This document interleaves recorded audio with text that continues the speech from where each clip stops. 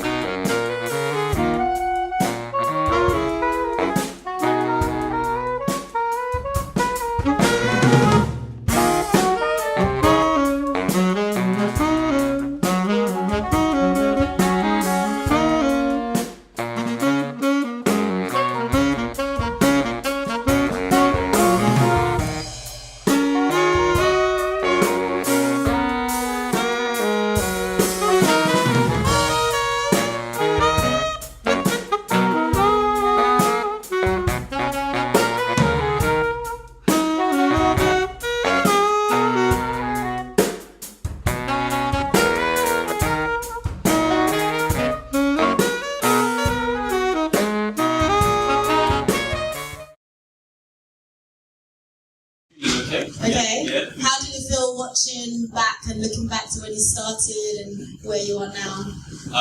I guess what got me was when I said I'm going to look back at this and say that I've completed the book. So that's, it's kind of huge talking in it. So, yeah. Oh, congratulations. Thank you. So we're going to open it up to the floor. Anybody got any questions to start us off? Don't feel shy. Any questions at all? Yes? Ooh. Okay, two. So we'll start with, who wants to start? Where can we get the book? Okay. So currently right now, the Kindle version is out for 99p. That's not going to stay forever. But the paperback version will be released on the 31st of August. So 31st of August will be released. That's next week, Thursday. I have a question. How do I get you to sign my book? See, a lot of people have been saying that. I need to practice the signature. I might do some quick scribble like that. On the 1st, when you purchase the book. Yeah. So yeah. Oh, you had a question? At what point did you decide, like, I need to write a book? Good question. I guess, okay, so it started probably back in 2014 when I started my sort of like big promotional job in the NHS, working as a project manager. And somebody introduced me to the book Rich Dad Poor Dad. So that got me excited. I read it in like 2 days. And from there I thought, I'm on business. I'm on making sure that I set my financial future. So I tried all sorts of things. I paid my way into a property network. I dabbled into trading a little bit. I tried network marketing as well, but nothing really stuck because it wasn't something that really stuck with me. So going to sort of like different events and seminars and stuff, I said to myself, you know what, I've always wanted to write a book. I failed in 2013, and I said to myself, I'm going to start this in 2016. So effectively what I did was I went to a free seminar that basically gave, a very basic structure as to how to write a book. And the guy was like, look, you can do this yourself, or you can pay for my package sort of thing. I thought, there's no way I'm spending more money on some bogus business sort of thing. So I thought to myself, I'm going to do this myself. I'm going to teach others how to do it as well. Create a course that teaches other people to self-publish, because the difficult thing about it is not necessarily the writing, it's how much writing you need to do over a long course of time. It's the commitment thing. So yeah, that's how I can answer your question. Why did you write the book? Why did I write a book? That's a very good question. So I guess, I think of Tashana and Farida actually. having conversations with them back at Wimbledon College in sixth form days. And we had a lot of sort of like very deep intellectual talks. And I always found myself really talking about the whole self-help thing, motivational thing. So I thought to myself, I want to organize my thoughts in such a way where potentially it could help someone else. And even if it's just one other person, I'm happy with that. It's not necessarily for financial gain. However, I do understand that a book is a fantastic business card and a fantastic marketing tool, because then people say, oh, he's an author. That carries sort of weight. So I guess it's two things. Wanted to organize my thoughts, but two, a great marketing tool. I do have a question, but before I ask, I just have to say I'm so proud of you.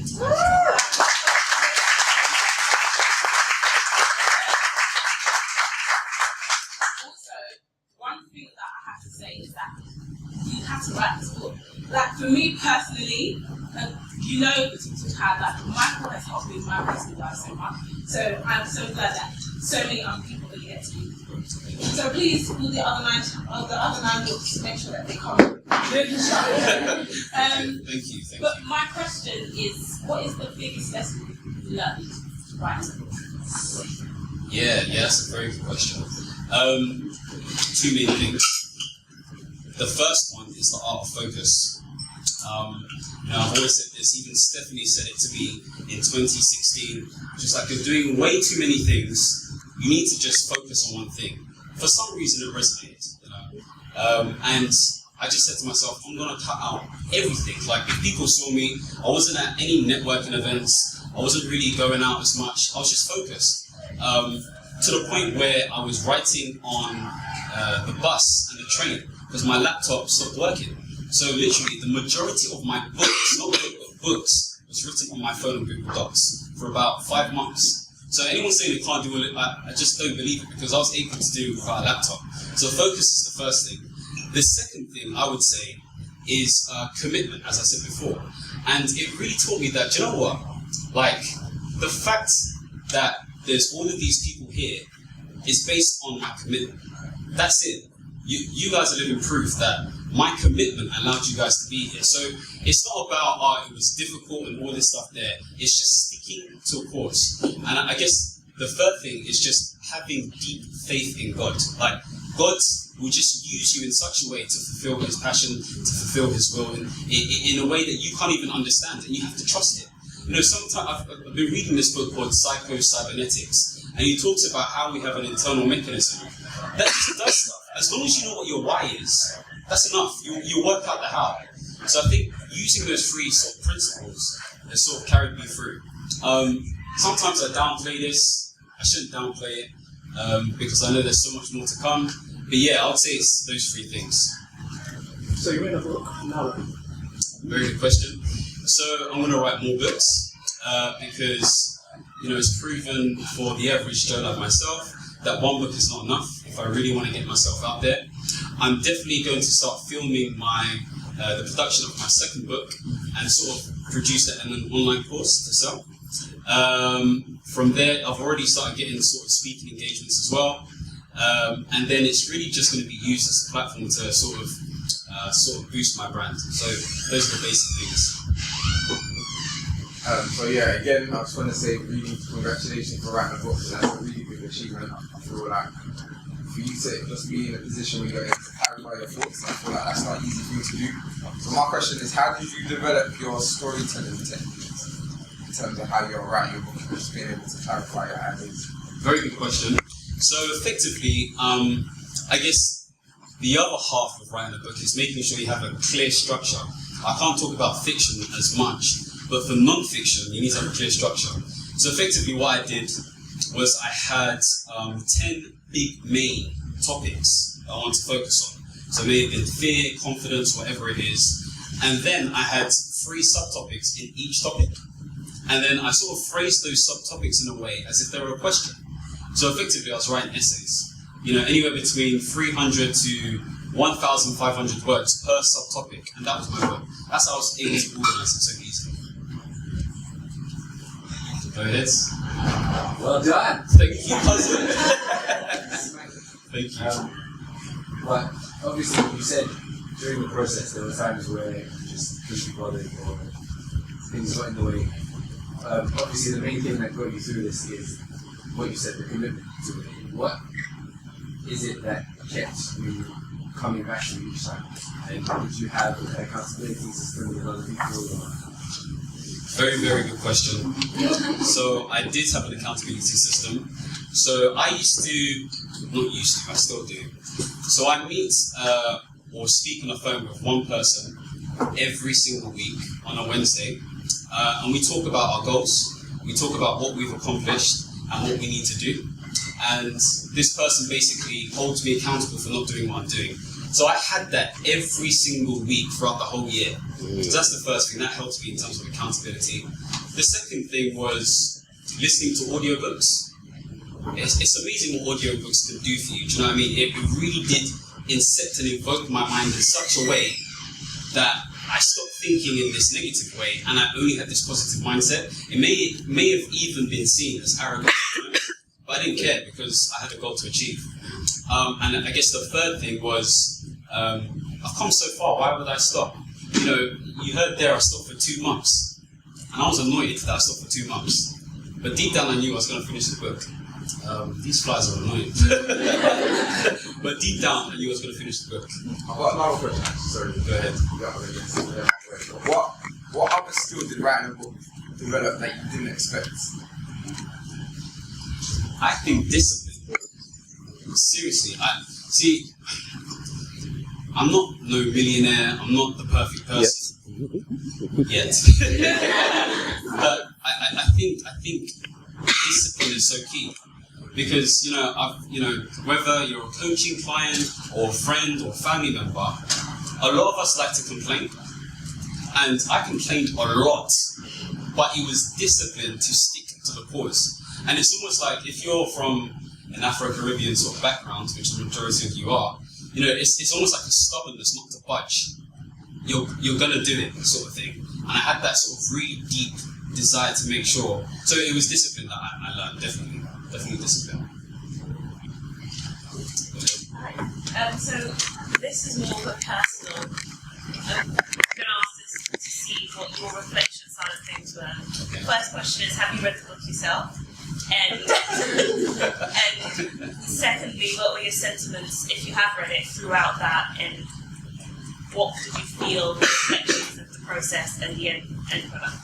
Good question. So, as you can see, I'm smiling a lot because I have read the book like many times, many times. The first time I did read it, I know this sounds a bit weird, but I was really impressed.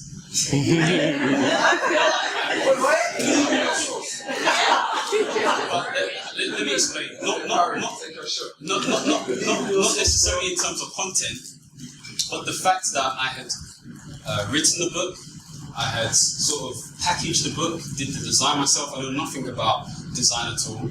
Ask Marseille or Chima. But I did everything from scratch. The only help I did get actually was from my friend who did proofread it because she's a proofreader before. But other than that, everything was from scratch. So I was impressed that I could actually hold something tangible. And it's that tangibility that made me feel good. I said I was going to do something and I completed it.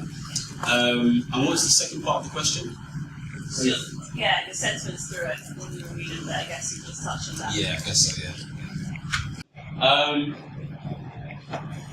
No, not really. I tell you why, because there's no way I would learn from it. It's like what people were saying before, you need to make mistakes in order to know what to do next. So I'm actually happy I did it this way. Most people go out there sort of writing one book and then thinking that's it. By accident, I've written 10. So that's another accountability thing. I need to deliver on those 10. Otherwise, all of this is a waste of time. So no, I wouldn't change anything.